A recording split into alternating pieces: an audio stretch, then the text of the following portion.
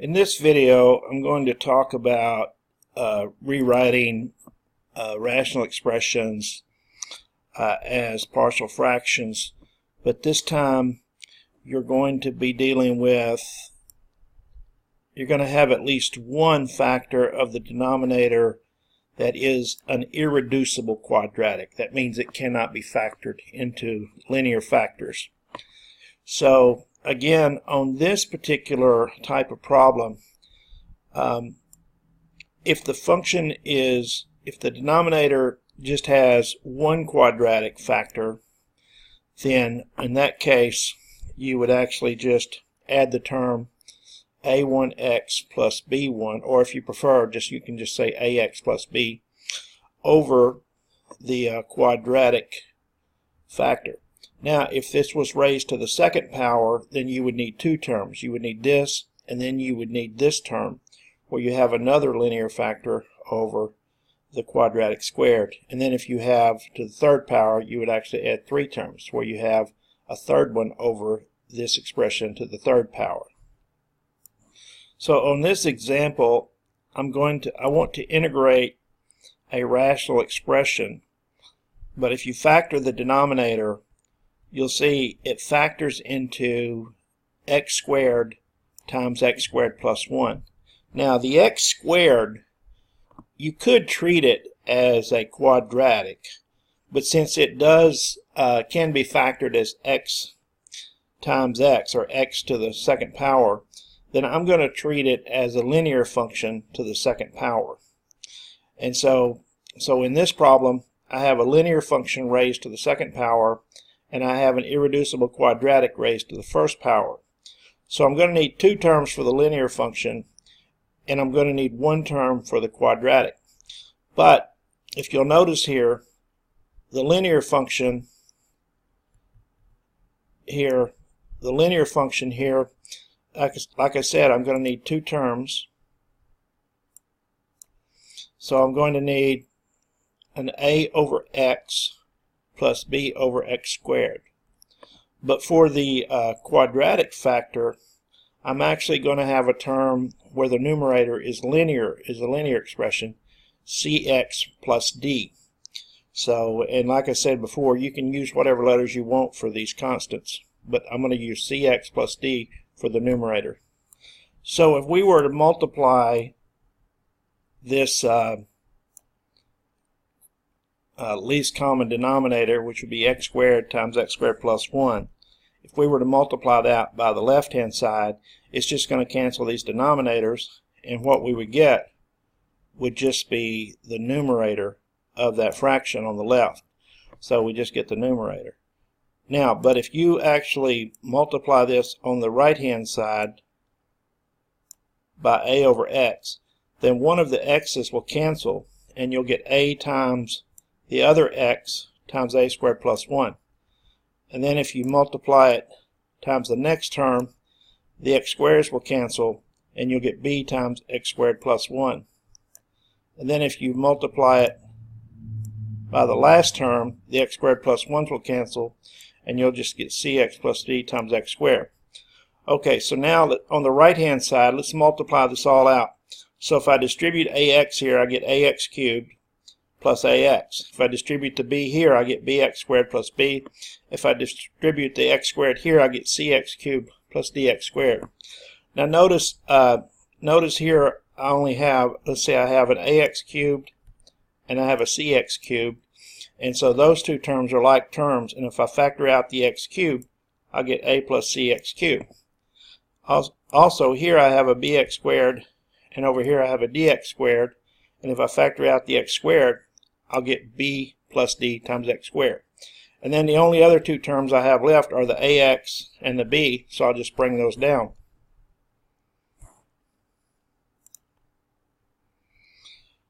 Okay, so now let's see where I was. There may have been a glitch in the video here, but here's where I'm at. I have a plus c x cubed, b plus d quantity x squared, and then I have ax plus b right here. Okay, so now look at the x cubed term. The x cubed term has a plus c as the coefficient. and the x cubed term on the left has 5 as the coefficient. So we know a plus c must equal 5. And then the b plus d, the x squared term has b plus d for the coefficient, and on the left we have -3 for the coefficient of x squared. So b plus d must equal -3. And then since ax is by itself, a is the coefficient of x, and over here 2 is the coefficient of x, so we already know that a equals 2, and b is the constant over here, and then b is the constant over here, so we know b equals -1. Now, since a is 2, you could plug 2 back in here and solve for c and get c equals 3. And then since b is -1, you could plug -1 into this equation and get d equals -2. So now we know the values for a, b, c, and d, so we know that we can write this rational expression as 2 over x, because a is 2. And then since b is -1, we'd have -1 over x squared.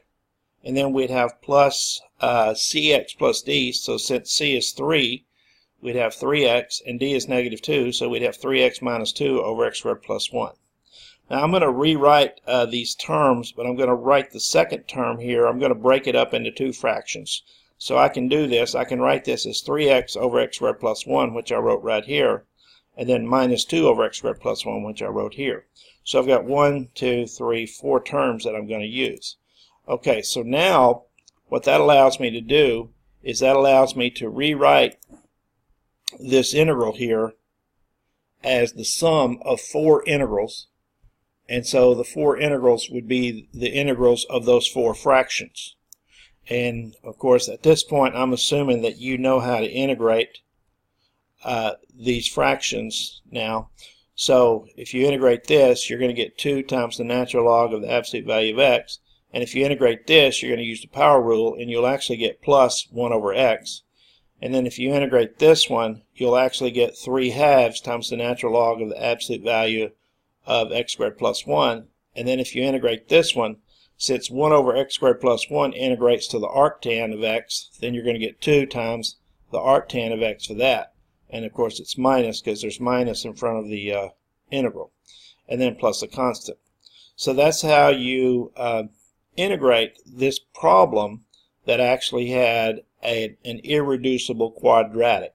So remember, the trick was for the irreducible quadratic, your numerator was of the form of a1x plus b, or whatever letters you want to use. Okay, so here's another one. If you want to do this one, you can practice on this one. You have an irreducible quadratic here, and then you have a repeated linear factors here. Okay, so on this next one I'm going to show you how to deal with if you have repeated. This is if you have repeated irreducible quadratic factors. So here you have repeated irreducible quadratic factors because you have x squared plus 1 quantity squared. So I can write the rational function. I'll have to write 2 terms, one for x squared plus 1 to the first power, so I'll call that a1x plus b1, and then one for the x squared plus 1 to the second power, and I'll call that a2x plus b2.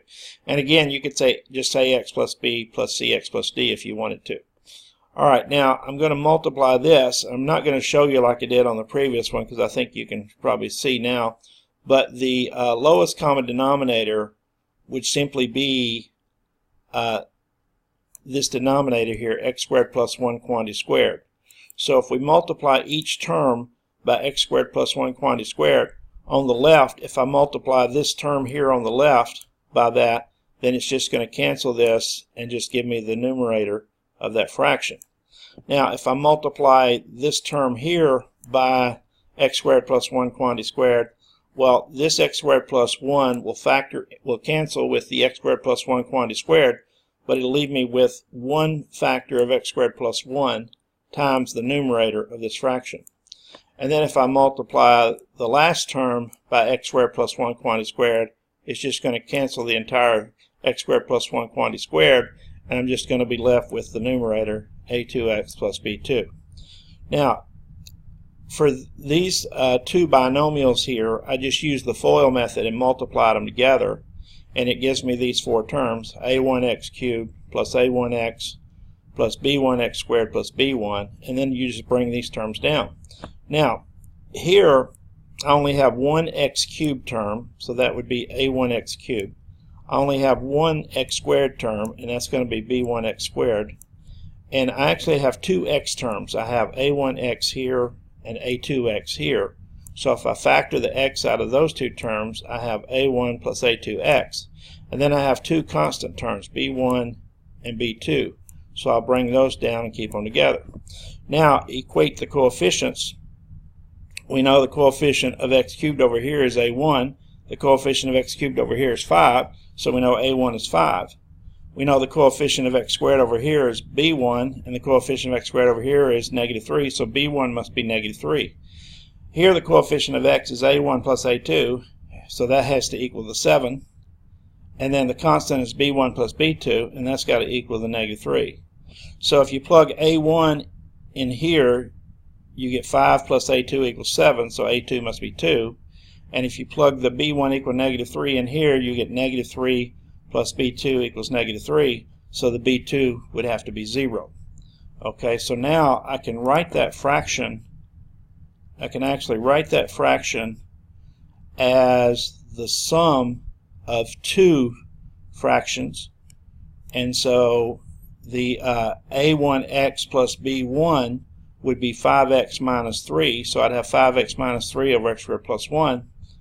And then the a2x plus b2 would simply be 2x plus 0, so I just have 2 over x squared plus 1 quantity squared.